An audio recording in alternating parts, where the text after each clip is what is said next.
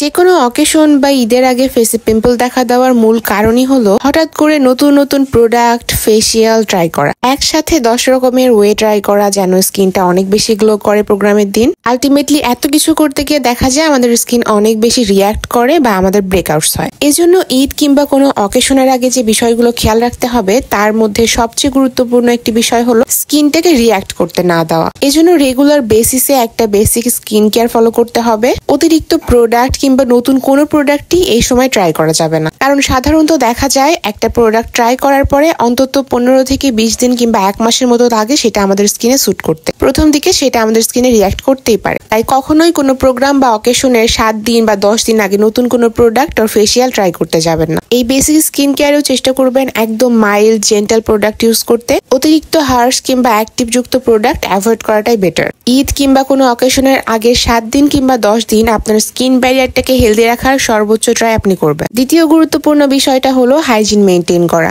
স্কিনটাকে একদম ক্লিন রাখা ট্রাই করবেন। স্কিনটাকে মোছার জন্য একদম ক্লিন টাওয়াল বা টিস্যু ইউজ করবেন। আর অবশ্যই স্কিন কেয়ার করার আগে হাতটা ভালোভাবে ক্লিন করে নেবেন। এক্সট্রা গ্লো আর হাইড্রেশনের জন্য একটা ভালো টোনার ইউজ করতে পারেন, যেটা আপনার স্কিনে সবচেয়ে ভালো স্যুট করে। টোনার বেসিক স্কিন কেয়ারে ইনক্লুডেড না হলেও I love to use toner, কারণ এটা আমাদের স্কিনে একটা এক্সট্রা হাইড্রেশন প্রোভাইড করতে খুব হেল্প করে। আপনি আপনার পছন্দের যে কোনো টোনার ইউজ করতে পারেন, তবে চেষ্টা করবেন কোনো অ্যাক্টিভ যুক্ত হার্শ টোনার ইউজ না করতে। আর বেসিক স্কিন কেয়ার বলেন কিংবা স্কিনটাকে গ্লো প্লাম্পি লাগানোর জন্য একটা ময়শ্চারাইজার ইউজ করা তো মাস্ট। আপনি আপনার স্কিন টাইপ অনুযায়ী একটা লাইট ওয়েট নন কমেটোজেনিক ভালো ময়শ্চারাইজার ইউজ করবেন। প্রোগ্রামের আগের 10 দিন যদি আপনি এরকম একটা মিনিমাল রুটিনে থাকেন, তাহলে আপনার স্কিন রিয়াক্ট করার সম্ভাবনা একদমই থাকবে না। আর স্কিনটাকে ট্যান মুক্ত রাখতে সানস্ক্রিন ব্যবহার করতে একদমই ভুলবেন না। খেয়াল রাখবেন সানস্ক্রিনটা যেন নন কমেটোজেনিক হয়। আর ঈদের আগে নিজের এক্সট্রা কেয়ার করতে চাইলেও এমন কিছু করবেন যেটা আপনি পূর্বে একবার হলেও করেছেন, নতুন কোনো কিছু ট্রাই করতে যাবেন না। আশা করছি এই ভিডিওটা আপনাদের অনেক উপকারে আসবে।